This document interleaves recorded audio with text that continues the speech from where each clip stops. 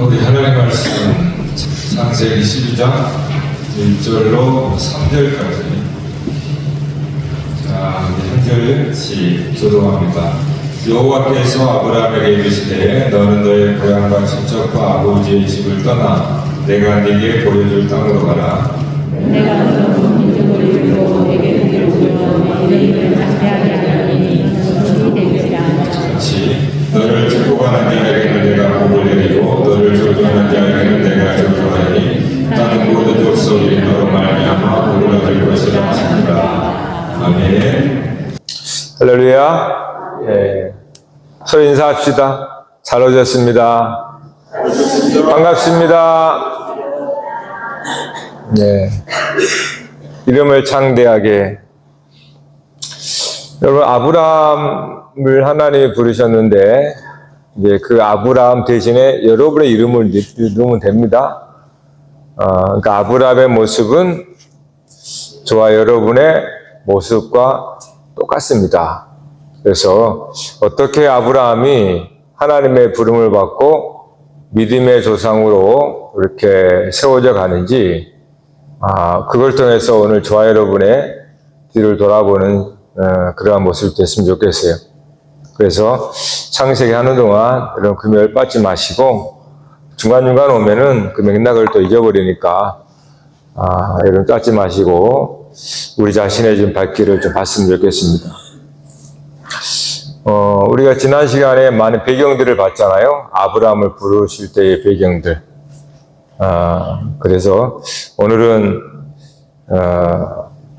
아브라함에 주었던 약속이죠. 약속. 근데 하나님께서 1차의 부르심도 그랬고 1차 부르심은 갈대아 우르라고 하는 지역입니다. 사진 한번 볼까요? 사진 한번 띄워줘 볼래요? 네. 그 사진에 보면 저기 주황색인가? 주황색 있고 그 다음에 녹색 있고 그 다음에 연두색이 돼 있잖아요. 저기 가장 주황색이 있는 부분에 밑에가 우르라고 있어요. 우르. 그 위에 우르크, 그 위에가 바빌론 돼 있잖아요. 바빌론은 바벨탑, 신할 땅을 말합니다. 그러니까 지금 저게 메소포타미아 문명, 이게 주황색. 좀 확장되면은 고대 바벨로니아 문명. 더 크게는 아수르, 시리아, 아시리아 제국 말하는 거예요. 그러니까 성경에 다 나오는 부분이에요. 그러니까 저게 왜 저기서 이스라엘과 연관되는지가 처음부터 나오는 거예요. 그러니까 왜 아브라함이 저 갈대아 우르에서 하나님이 부르셔서 이쪽 이스라엘로 이렇게 오는 거잖아요. 근데 앞으로 이스라엘 역사를 보면 계속 저 그러니까 북쪽 하면 저기를 말하는 거예요. 아브라함의 고향. 계속 이스라엘 백성이 이스라엘 민족이 되어도 북쪽과 계속 연관되죠. 그리고 끝내는 다시 나왔던 곳으로 돌아가서 포로가 되어버립니다.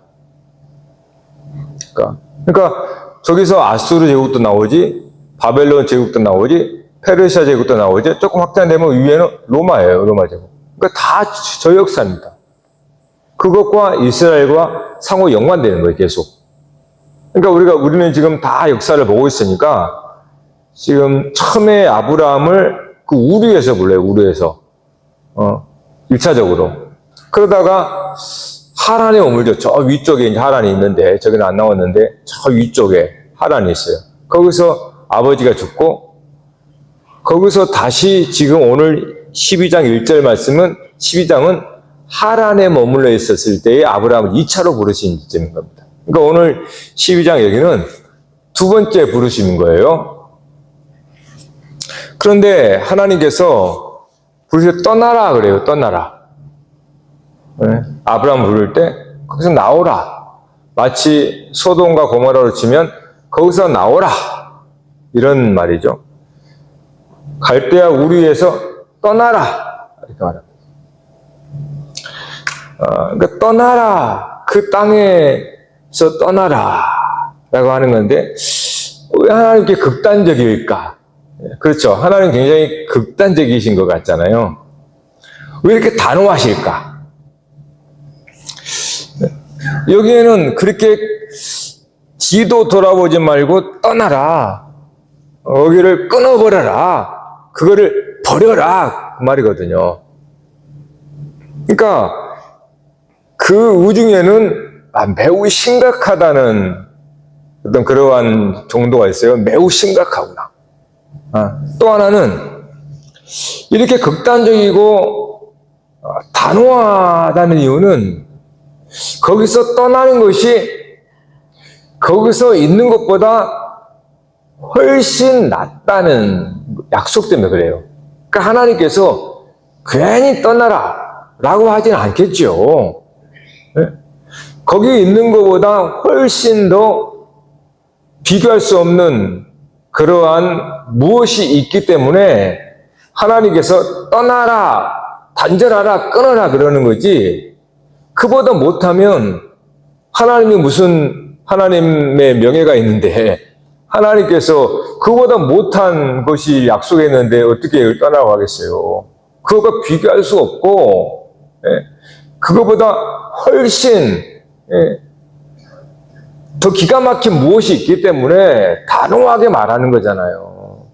여러분도 누군가에게 친구나 동료에게 말할 때 확신이 있을 때는 아주 단호하게 말합니다. 끊어.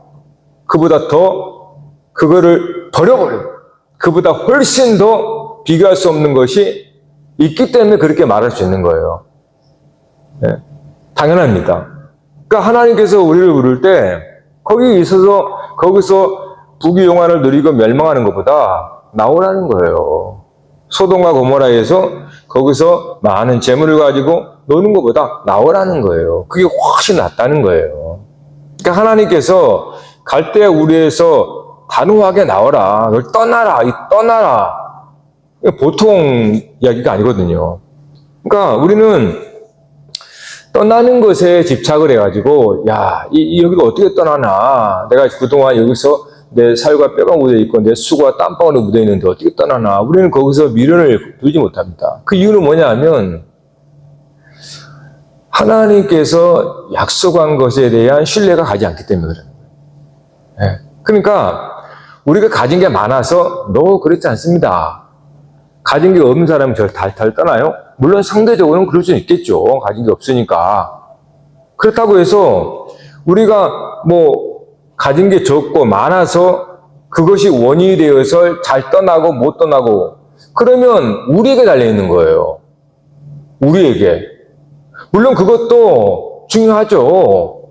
우리가 가진 게 덜하면 쉽게 정리하고 떠날 수 있는 거잖아요. 상대적으로 걸친 게 많으면 못 떠나죠. 당연히 그렇습니다. 그러나 그런 상대적이지만 그러나 궁극적으로는 하나님의 약속한 그 무엇에 대한 신뢰가 없기 때문에 못 떠나는 거예요. 이거는 내가 가진 게 많든 적든 상관이 없습니다. 가진 게 많든 적든 그것은 하나님을 모를 때 지금 나의 형편을 봤을 때에 가진 게 많아서 더 못 떠나죠. 그럴 수 있습니다. 그런데 하나님이 약속한 것에 대한 믿음과 신뢰가 있으면 지금 내가 가졌든 못 가졌든 그것이 크든 적든 의미가 없습니다. 왜요? 훨씬 더 하나님께서 약속한 것에 대한 믿음과 확신이 있기 때문에 그러는 거예요. 그러니까 우리가 항상 하나님 앞에 회개하는 게 뭐냐 하면 믿음이 작습니다. 라는 걸 회개하는 거예요. 네? 왜냐하면 하나님의 은혜는 우리의 이 세상의 그 어떤 것과도 비교할 수 없는 거거든요. 그러니까 하나님의 은혜에 대한 믿음과 신뢰가 약한 거지. 지금 나의 삶이 너무 죄악이 깊이 뿌리 박혀 있고 너무 걸친 게 많아서 그거는 하나님의 약속을 모를 때 핑계가 되는 겁니다. 하나님의 약속에 대한 신뢰와 그 약속에 대한 그 믿음이 없을 때 지금 나에게 걸쳐 있는 이러한 여건과 환경들이 하나의 나를 붙잡아두는 못 떠나게 하는 이유와 변명이 되지만요. 하나님께서 약속한 그것에 대한 신뢰와 그것에 대한 맛을 본다면 어떠한 형편이 내 안에 있다 하더라도 단호하게 떠날 수 있어요. 그게 하나님의 은혜의 능력입니다. 그걸 불가항력적 은혜라 그래요. 저항할 수가 없다는 겁니다. 하나님의 은혜로 우리의 빛을 비추면, 우리에게 하나님의 맛을 보면, 이 세상에 내가 걸쳐있고 내가 뿌리 막 박혀있는 것을 뽑아가지고 가버려요. 은혜가 그래요, 은혜가. 그러니까 우리가 하나님 앞에 은혜가 없어서가 아닙니다. 믿음이 작아서요. 믿음이 없어서. 뭐 없는 건 아닌데 믿음이 작아서. 그래서 항상 예수님이 믿음이 작은 자야 이렇게 말하는 거예요. 여러분 다 믿음이 있습니다. 근데 믿음이 작은 거예요. 그러니까 나의 삶의 형편이 이렇습니다 저렇습니다. 그거는 하나님을 제외했을 때 상대적으로 다른 사람과 비교해서 나는 걸쳐있는 게 많아서 못 떠납니다 이렇게 할 수 있어요. 근데 하나님과 관계되어서 하나님의 부르심과 그의 약속과 그에 대한 뭡니까? 꿈과 하나님의 주시고자 하는 그것에 대한 신뢰가 딱 생기면요. 나의 어떤 그러한 이유가 안 돼요. 그래서 우리가 뭘 구하겠습니까? 은혜를 구하는 거예요. 네? 여러분의 지금 당하고 있는 여러분이 붙들려 있는 어떤 그런 문제나 그런 것들이 그것들 때문에 여러분이 주 앞에 못 가는 게 아닙니다. 그거는 언제까지나 하나님의 약속에 대한 신뢰가 없을 때 우리들의 형편의 문제이지 하나님에 대한 약속과 믿음의 신뢰와 확신이 되어버리면 이것들은 아무리 세상에 나를 끌어당겨도 즉 중력이 아무리 땅에 부쩍도록 끌어당겨도 성령의 바람으로 훅 날아갈 수 있어요. 믿습니까? 믿습니까? 그 육중한 수천 톤 되는 비행기가 어떻게 날아요? 바람의 양력에 의해서 이슬처럼 날아버리잖아요. 성령의 바람이라는 게 바로 그런 겁니다. 성령의 바람의 능력이라는 것은 내가 땅에 꽉 매여 있어요. 땡겨서 그냥 절대로 그런 나를 성령의 바람으로 비상해 버린단 말이에요. 그러니까 우리가 구할 것은 내 여건이나 형편은 사실은 그거는 두 번째입니다. 하나님의 은혜예요. 하나님의 은혜. 그 약속에 대한 신뢰. 여러분 아브라함이 하나님이 부르셨을 때 분명 그는 하나님의 부르심이 있었기 때문에 아버지께 얘기하고 그랬는데 지체하잖아요. 그 이유는 그가 하나님께서 약속한 것에 대한 신뢰가 없었고 또 그 약속이 무엇인지를 깨닫지를 못한 거죠. 듣긴 들었고 분명히 하나님의 소리를 듣긴 들어서 아버지한테 얘기를 했는데 아버지가 뭐 들은 적도 않고 그러니까 말도 안 되는 일이죠. 자기 토대인데 토대를 버리고 떠난다는 것은 말도 안 되는 거잖아요. 근데 하나님 지난번에 말한 것처럼 하나님께서 하란을 동생 하란을 거두어 버리고 나중에 며느리 사라도 불임하게 만들어 버리고 나중에 하란에서 이제 아버지 데려까지 하나님 데려가 버려요. 네? 거기서 지금 얘기를 하는 거예요. 두 번째로 여기 지체하느냐 그 말이에요. 여기 지체하느냐.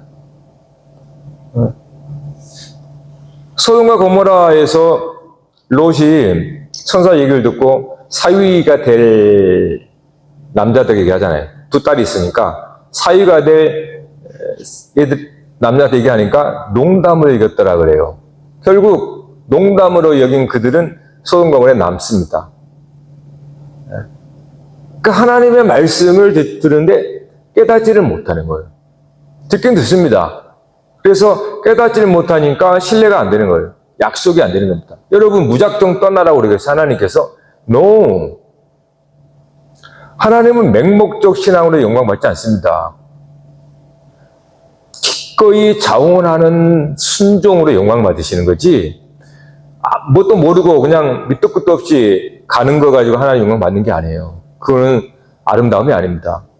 하나님께 우리가 하나님의 가장 영광스러운 것은 나의 삶이 그럼에도 불구하고 하나님의 약속을 신뢰하고 내가 순종하여 나갈 때 하나님은 엄청난 영광을 받습니다. 그러니까 알지도 못하면서 내가 밑도 끝도 없이 나가는 거, 여러분 하나님 별로 기뻐하지 않아요. 그러니까 아브라함의 얘기를 했습니다. 근데 아브라함이 하나님을 의심하고 그 약속에 대한 깨닫지를 못하니까 차이피를 계속 미루는 거예요. 우리도 마찬가지입니다. 그렇다면 왜 하나님께서 떠나라 그랬을까? 왜 단호하게 거기서 떠나? 여러분, 갈대아 우르는 그쪽 지역은요, 최초 인류의 문명의 수메르 문명이에요. 바로 저기에 저기. 저게 문명의 원상지입니다. 수메르 문명 바로 위에요. 거기에 우르 다 영역입니다. 다 당시의 고대 문명의 한복판에 있는 게 우르예요. 우르. 그 세상이죠, 세상. 그러니까 거기서 떠나라 이렇게 말하는 거예요. 그러면 왜 거기서 떠나라 하는가? 여호수아 24장 2절 한번 띄워줘 볼까요? 여호수아 24장 2절 시작.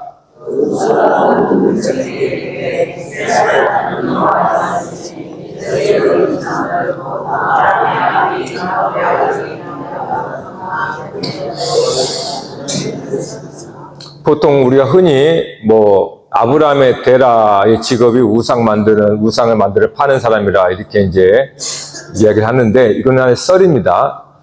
썰이라 그래서 근거가 없는 건 아니고 유대 전통, 유대 전승에 의해 있는 것, 성경에는 나오진 않아요.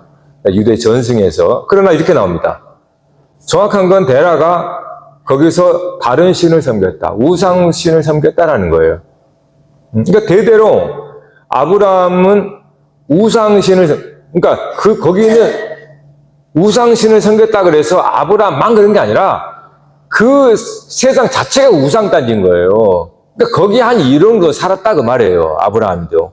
아브라함도 그 당시에 고대 문명이라고 하는 그 지역의 한 사람으로서 살았다라는 거예요. 특별히 그런 게 아니고, 그러니까 거기 모든 사람이 다 다른 신을 섬기는 그 우상이겠다는 거예요. 그래서 거기서 하나님이 나오라는 거예요. 그러니까 결국은 우상을 섬기는 그 땅에서 나오라라는 겁니다. 이것이 반복이 됩니다, 여러분. 나중에 출애굽 때도 애굽의 우상을 하나님이 치잖아요. 거기서 나오라, 똑같습니다. 교회도 여러분의 세상에서 불러서 교회가 된 것은 세상의 우상에서 나오라 그 말이에요. 그럼 우상이 뭡니까? 우상은 히브리어로 뭡니까? 에이돌론이라는 말인데, 영어로는 아이돌이죠, 아이돌. 이게 히브리에서 온 거예요, 헬라어 비슷하게. 그러면 이 원뜻이 뭐냐면 에이도랑 동사인데 눈으로 보다 이거예요. 그럼 우상이 뭡니까? 눈에 보이는 것을 추구하고 의미를 두는 게 우상이에요. 그러면 여러분 눈 뜨고 다 우상을 보는 거예요. 다 우상이 될 소리가 있는 겁니다. 만물 자체가 다. 하나님이 지은 모든 만물 자체가 우상일 수 있다는 거예요. 우상은 아닌데 인간이 만일에 그 만물에 의미를 부여하고 거기에 뭔가를 엎드리고 저랑 우상이 돼버려요. 그 어떤 것도. 그러니까 하나님은 우상을 만든 게 아닌데 사람이 만물을 썩어지 우상으로 경배하더라 이 말이에요. 그러니까 눈에 보이는 이게 에이돌론의 원 뜻이에요. 아이돌, 우상이라는 게 눈에 보이는 걸 추구하는 그게 우상 섬기는 거예요. 그러니까 세상 그러면 뭡니까? 다 보이는 거죠. 그래서 세상은 우상을 섬기는 땅이 세상이라는 뜻이에요. 뭐 형상을 만드는 그런 건 아니고 눈에 보이는 것을 추구하고 눈에 보이는 것을 사모하고 의미를 부여하고 그게 바로 우상입니다. 그것이 대표적인 게 11장에서 창 11장에 뭐로 나타나요? 바벨탑으로 나타나잖아요. 바벨탑은 사람이 쌓는 겁니다. 눈에 보이잖아요. 나중에 저거 누가 씌었어? 아, 그 사람이 했대. 야, 그러면서 그 사람 이름이 유명해지는 거죠. 결국은 눈에 보이는 그 우상 속의 본질은 뭐냐면 이름을 내자 있습니다. 이름을 내자. 여러분 봐봐요. 건물들 다 높은 봐봐요. 다 이름이 있죠. 이름을 내자라는 거예요. 산도 마찬가지예요. 산도 우리 이름을 짓죠. 산에 올라가지 우상이 돼버리는 거예요. 산에다 절하잖아요.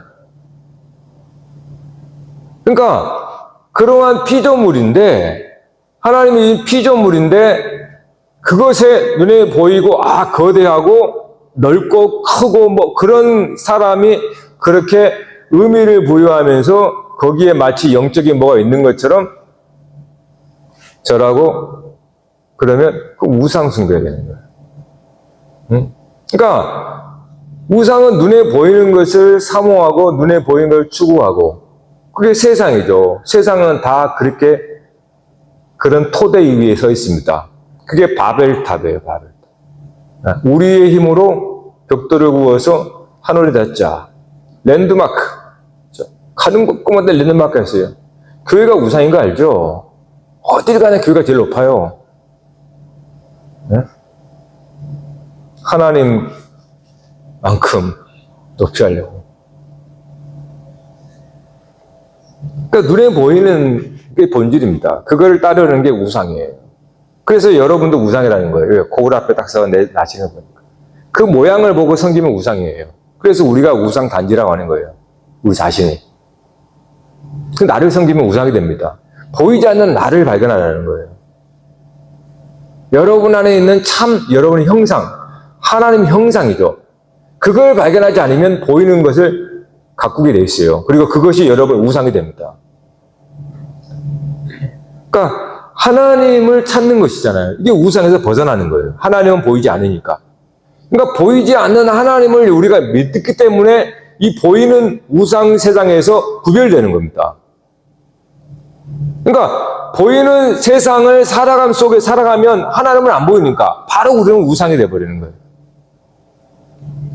오늘도 여러분 이 자리에 온 것은 누구 보러 온 겁니까? 사람 보러 온 거 아니잖아요. 보이는 거. 하나님 보이지 않는 하나님을 믿음으로 왔습니다. 그래서 우리는 지금 우상에 있는 이 세상은 구별되어 온 거예요.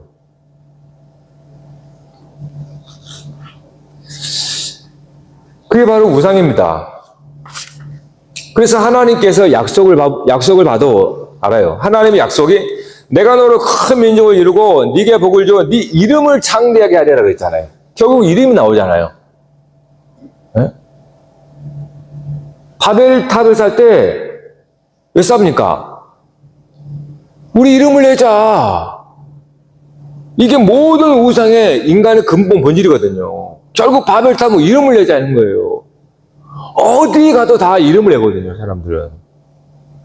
그러니까 그게 우상의 본질이란 말이에요. 그 우상을 보이는 걸 통해서 그 속에 자기 그 이름을 본질로 들어가는 거예요. 그러니까 그걸 하는 이유는 사람들에게 보이게 함으로 야 저거 누가 만들었지? 소리를 들여서 아 누군가 만들었대. 이름을 알리는 거예요. 결국 그게 보이는 세상입니다. 결국 이름을 내자라는 거예요. 그게 우상의 본질이에요. 그래서 하나님께서 아브라함을 불러서 똑같이 말하는 겁니다. 네 이름을 창대하게 해줄게 이 말이에요. 그 말은 세상에 바벨탑이라고 하는 바벨탑을 쌓는 모든 사람들의 본질은 이름이구나. 자기 이름을 내는 거구나. 그래서 하나님께서 아브라함을 불러서 내가 네 이름을 창대하게 해줄게 이렇게 말하는 거예요. 그럼 여기서 중요한 게 있습니다. 아니 그럼 거기서 바벨 그 신할 땅 거기서 우르에서 그 문명의 중심지인데 거기서 이름을 내게 해주시지 하나님 왜 거기서 굳이 나오라 그럴까요? 여기에 이제 중요한 말씀이 있습니다. 분명히 하나님도 이름을 창대하게 해준다고 했어요. 그 고대 문명 도시에서 바벨탑을 쌓는 그 사람들도 다 함의 자손들이잖아요.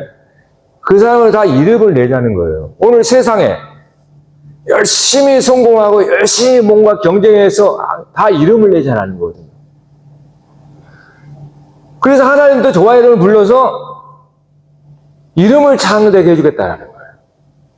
그러면 결국 하나님께서 아브라함이 네가 있는 그 갈대아 우르에서 떠나라는 것은 그 땅에서 바벨탑을 쌓는 방식으로 이름을 창대하게 하는 게 아니라 그 방식에 떠나라. 그 사람들이 행하는, 그 사람들이 사용하는 방법에 의해서 이름이 높아지는, 즉 바벨탑을 쌓는 그러한 형식으로 이름을 창대하게 해주는 게 아니라 너는 그런 삶의 토대에서 떠나라. 나는 그와 같은 방식으로 너의 이름을 창대하게 해준 것이 아니다. 이 말이에요. 네? 그러니까 결국 세상을 우리가 떠난다는 것은 세상의 방식, 세상의 토대 위에 우리가 삶을 살아왔는데 그 토대와 구조와 질서는 다 바벨탑을 쌓는 방식으로 나의 수고와 열심과 땀을 흘려서 내가 높아지는 그 이름을 내는 거예요. 그게 방식입니다. 세상의 방식이라는 거는. 근데 하나님은 아브라함에게 똑같이 이름을 창대하는데 거기서 떠나라는 것은 내가 다른 방식으로 너에게 이름을 창대하게 해주마. 이런 말이에요. 오늘 저와 여러분이 결국 여러분 이름 때문에 아닌 거예요. 하나님께서 우리를 약속대로 창대하게 해주겠다고 하는 그 약속 붙들고 있는 겁니다. 오늘날도 변하지 않죠. 모양만 변했지만 오늘날은 거의 그게 다 달아왔습니다. 인터넷망을 통해서 온 세계가 이제 유튜버라고 하는 것으로 옛날에는 극소수만 소수의 근데 좀 그런 사람들이 이 랜드마크를 세우고 유명해지는 그러한 데였지만 지금은 그렇지 않아요. 지금은 인터넷망을 통해서 이제는 거의 대부분이 이름을 내는데 온 힘을 다하고 있어요. 그게 한 중요한 게 유튜버예요. 여러분 왜 그렇게 별의별 황당한 일들까지 다 나옵니까? 눈에 막 진짜 그런 것 왜요? 다 유명한 인플루언스 되려고 한 게 아닐까요? 그게 다 돈이 되니까. 지금 여러분 완전히 그런 시대입니다. 예전에는 이 경제가 있어서 접근을 못했지만 이제는 다 할 수 있어요. 정말 그런 심각한 시대에 살고 있어요, 우리는. 심각한 시대라기보다도 그게 아니라 인간의 숨어있는 본색이 다 드러난 거죠. 옛날에는 계급에 의해서 못됐지만 이제는 그게 아니라 완전히 다 인간의 본색이 다 드러나는 겁니다. 모두가 똑같구나라는 것이. 옛날에는 그런 사람만 욕했는데 이제는 그렇지 않구나. 이런 똑같다는 거예요, 사람들은 다. 그것이 이번 이제 이런 인터넷 시대 속에서 다 드러나는 거예요. 욕할 게 없습니다.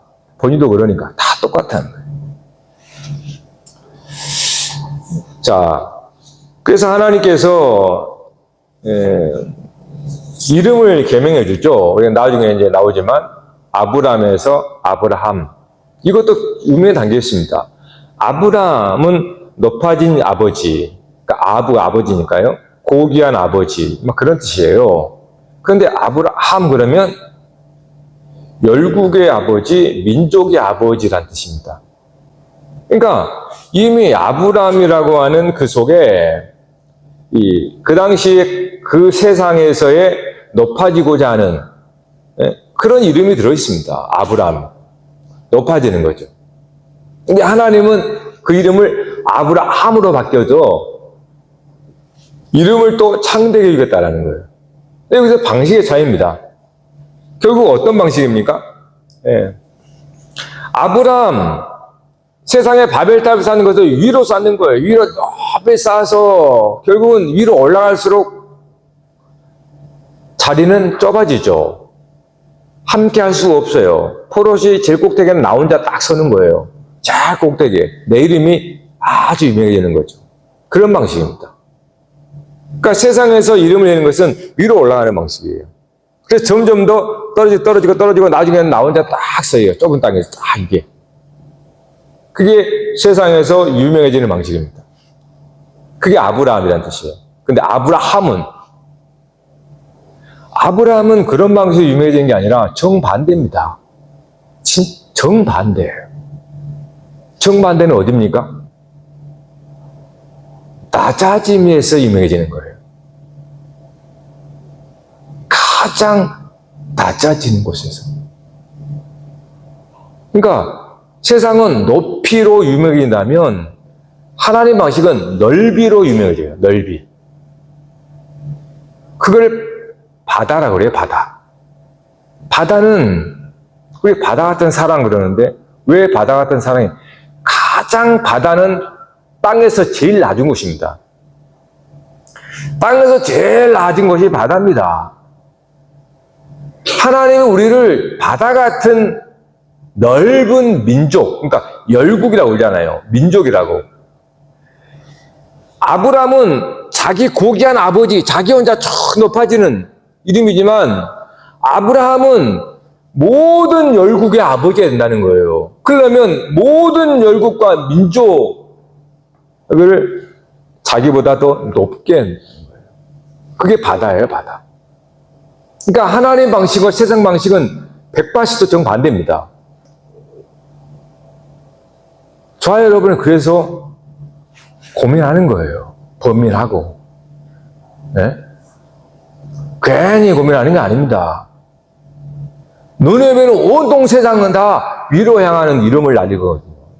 근데 하나님 방식은 꼭 올라가요. 낮은 대로. 네? 바다같이 모든 걸 담아낼 수 있는 바다처럼 낮아지는 곳은 넓은 이름, 너의 지경을 넓히라는 게 바로 그런 의미입니다. 네?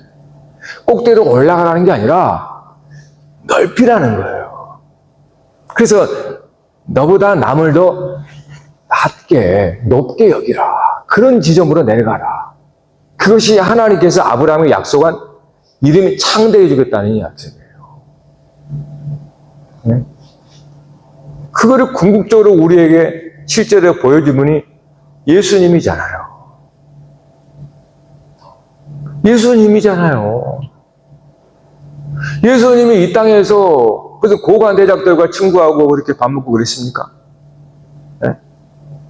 예수님은 가장 비천한 자들과 함께 했어요. 낮은 자들. 어떤 면은 정말 이 바다 다에 같은 그 땅보다 낮은 율법에 의해서는 다 죄인 취급하는 부정하다고 하는 자들. 주님은 가장 낮은 곳에서 거기서 유명해진 겁니다. 그리고 하나님이 함께 한다는 거예요. 그래서 예수님이 이렇게 말해요. 마태복음 19, 29절 시작.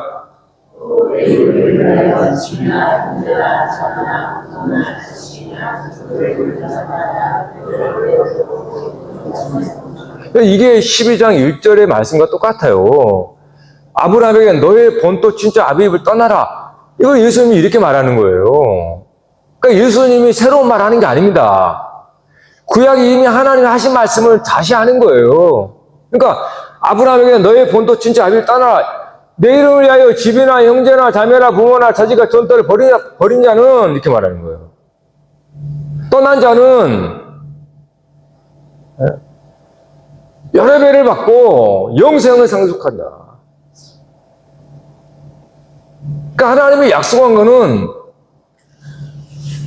갈대아 우리에서 얻는 것과 비교할 수 없는 거라는 거예요. 그걸 이제 영생이라고 그러죠. 생명, 영원한 생명. 갈대아 우리에서 아무리 거기서 유명하고 생각해봤자 얼마겠습니까? 100년도 못 가는데. 그러니까 하나님께서 우리에게 약속하면서 세상에서 부르는 거예요. 떠나라. 거기서 떠나라는 것은 그것과 비교할 수 없는 하나님의 약속이 있기 때문에 떠나라고 말하시는 거예요. 그냥 그걸 비등비등하면 하나님이 말씀만 떠나라는 것이 먹히겠습니까? 안 먹히죠. 근데 비교할 수 없는 결국 뭡니까? 결국은 떠나느냐 마느냐는 지금 나에 속한 환경이 아닙니다. 여러분이 하나님의 아들 그리스도를 통해서 진짜 하나님의 약속과 하나님이 나와 함께 하는 것이 무엇인지를 체험하지 않으면요. 안 돼요. 못 떠납니다. 그러니까 신앙생활은 방법이 아니에요. 네?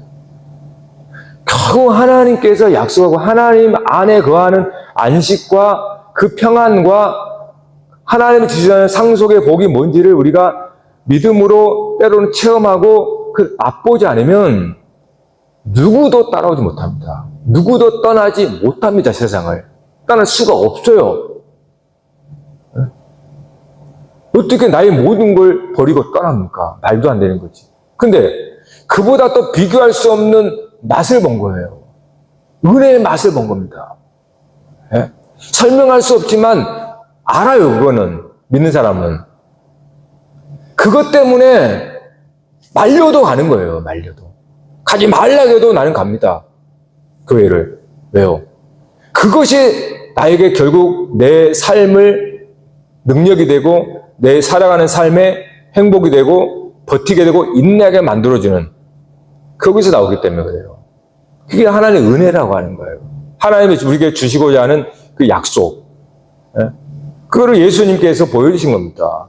예수님이 진실로 공생을 시작하면서 고향을 떠나요. 부모를 떠납니다. 나그네처럼 살합니다. 나그네. 출가한 거죠, 출가. 카톨릭에서 집을 떠나서 수도원으로 가는 걸 출가한다 그래요. 뭐 불교도 그렇지만. 그러니까 예수님도 똑같이 본토 친척 아버지 집을 떠난 겁니다. 그래서 나그네로 산 거예요. 그럴 수 있는 이유는 하나님 아버지와의 관계 때문에 그럽니다. 즉 하나님께서 주시는 영원한 생명의 샘물을 마셨기 때문에 그분 안에 생수가 있어요. 즉 하나님이 계시다고 말해요. 그러니까 그는 저기처럼 집이나 형제나 자매나 부모들 두고 떠나는 겁니다.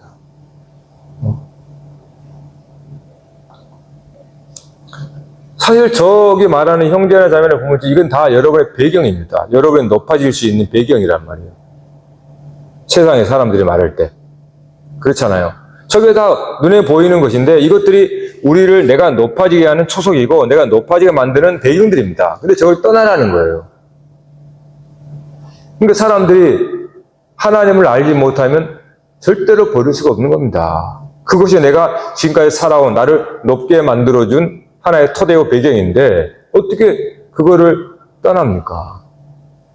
여러분이 예수 그리스도를 믿으면 내가 그동안 땅에서 나의 토대가 되었던 그 모든 것을 내가 버리고 끊어버리는 겁니다. 아무것도 없어요. 오직 그리스도 외에 없습니다.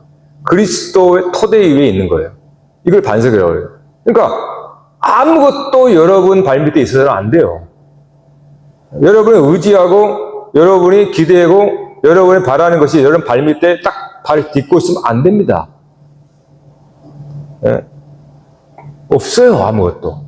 떠났으니까. 여러분이 세상에서 살다가 불을 불러서 교회가 됐단 말이에요. 교회가 됐다는 것은 그리스도의 몸이에요. 그리스도의 터 위에 내가 서 있다는 거예요. 아무것도 여러분 발밑에는 없습니다. 그리스도 외에 그래서 여러분의 딛고 있는 발밑에는 그리스도만 있는데 그리스도에 대한 믿음이 약해져 버리면 확 떨어져 버리는 거예요. 우리는 그리스도 위에만 있는 건데 그리스도에 대한 믿음이 약해져 버리면 바로 떨어져 버립니다. 근데 세상은 이거 아니면 이거 있고 이거 아니면 이거 있고 이렇게 해서 오히려 덜 할 수 있어요. 선택지가 많아요. 세상에는 나의 물질도 있고 내 가문도 있고 나의 동료들도 있고 인맥도 있고 있어서 이거 안 되면 이거 이렇게 해서 나는 오히려 세상에서 올라가면서 살 수 있어.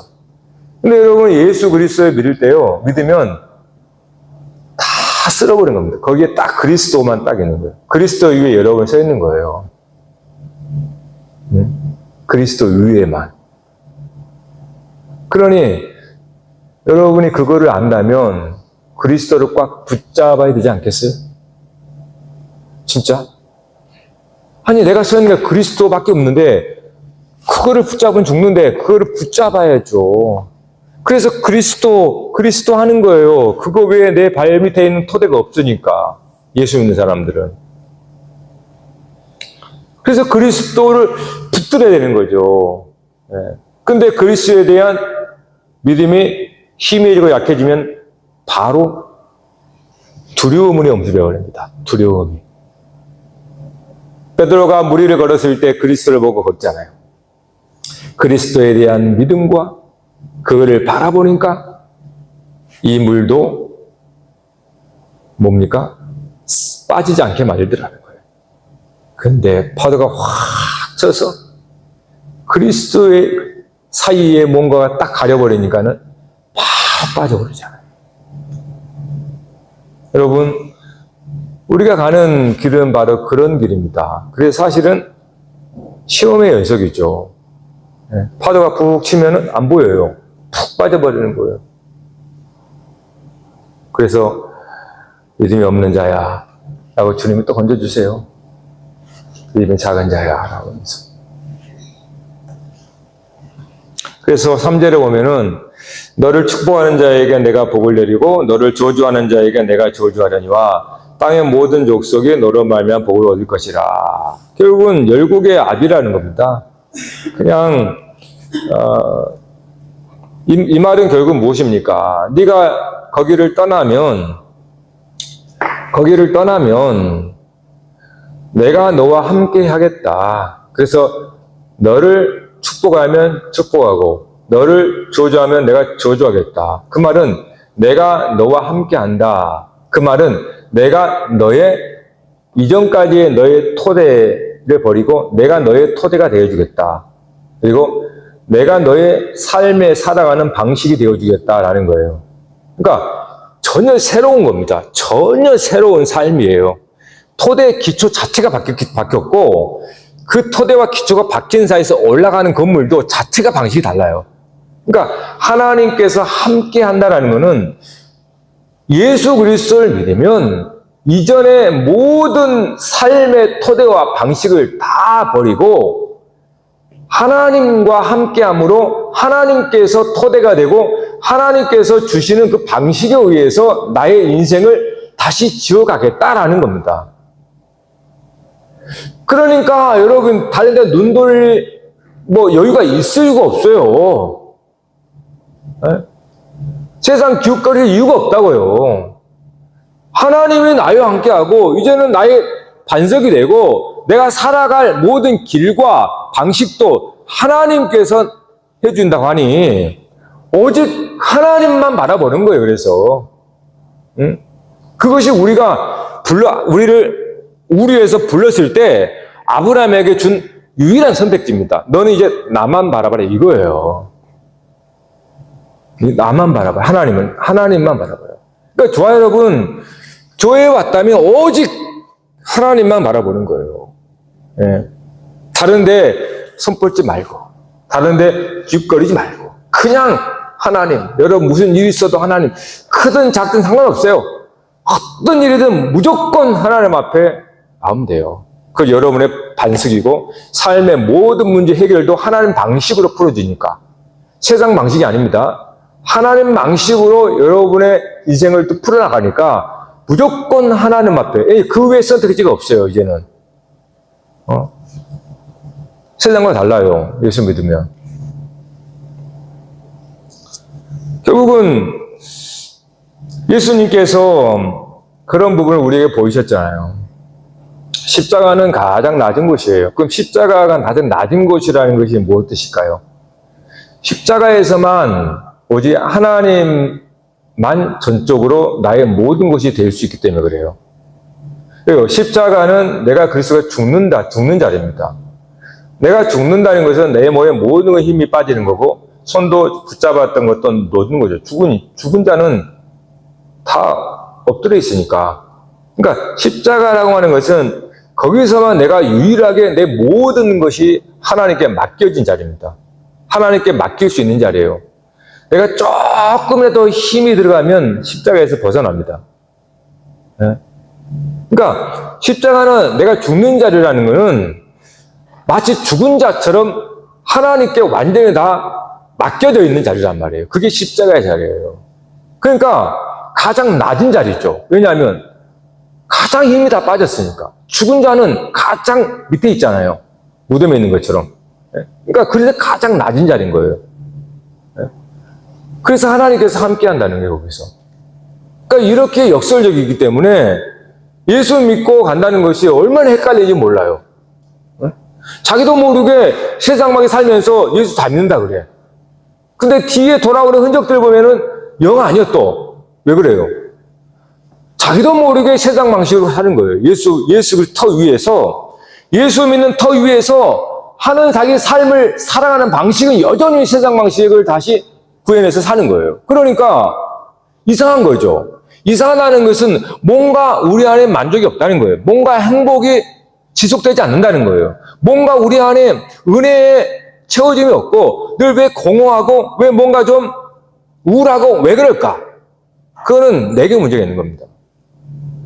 전적으로 하나님 앞에 드려지지 못하기 때문에 여전히 내가 살아있어 나의 기대가 있고 나의 소망이 있고 나의 꿈과 나의 비전이 있기 때문에 그것이 여러분들을 무너뜨립니다. 죽은 자에게는 아무것도 없어요. 소망이 어디 있습니까? 죽은 자에게 소망이 없다는 것은 낭만도 없다는 뜻이에요. 죽은 자에게는 절망도 없어요. 왜? 희망도 없으니까. 네?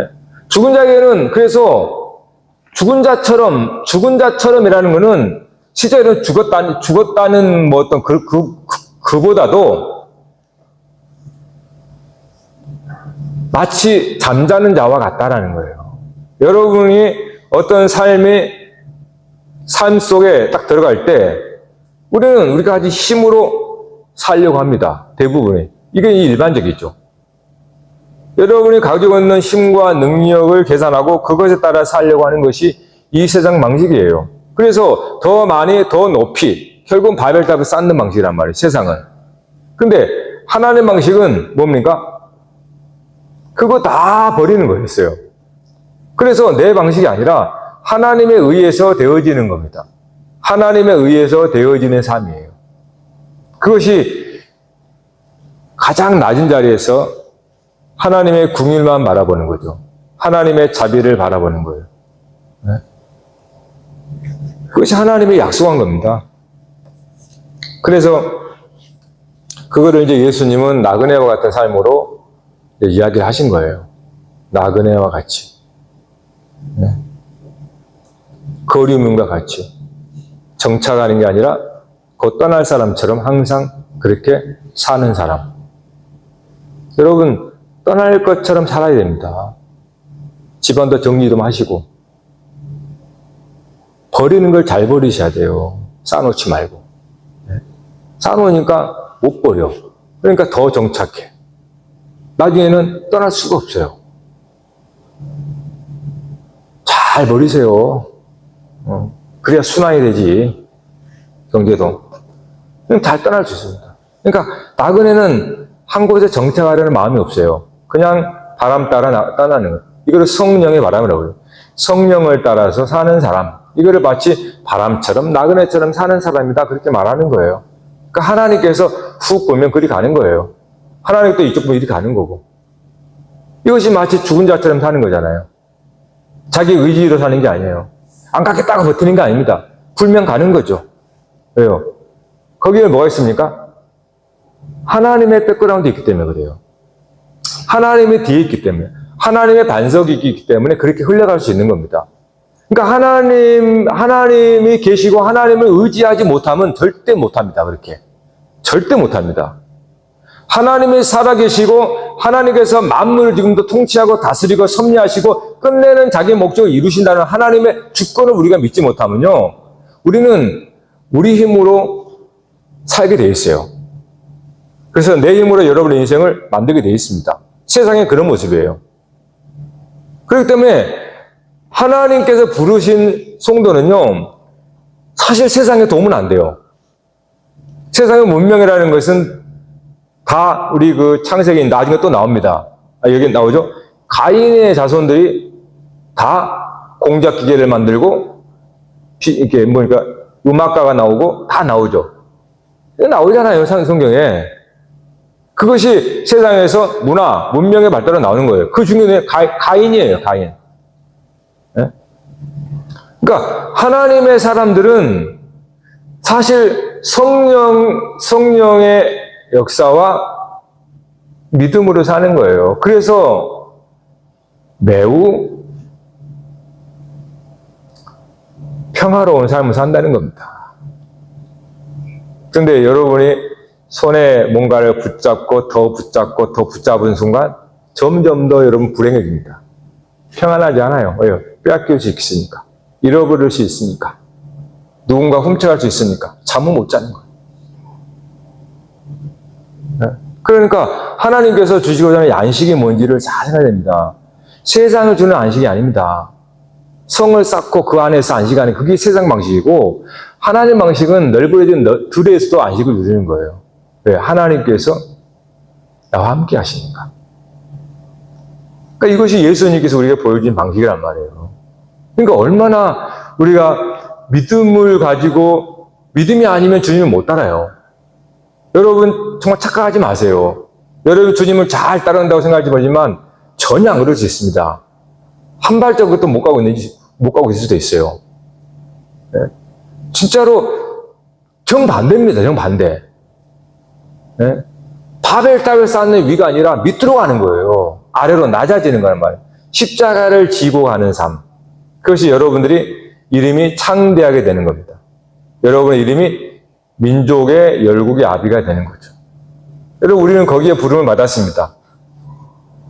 좋으시죠? 할렐루야. 네? 여러분 곧 지나갑니다. 곧 지나가요. 곧. 네? 그러니까 정말 그거를 바라세요. 하나님의 나라의 의를 구하고 여러분이 그 나라의 상속을 받고 네? 그렇게 사는 삶 여러분이 약속을 받았으니까 믿음으로 이렇게 사시길 바랍니다.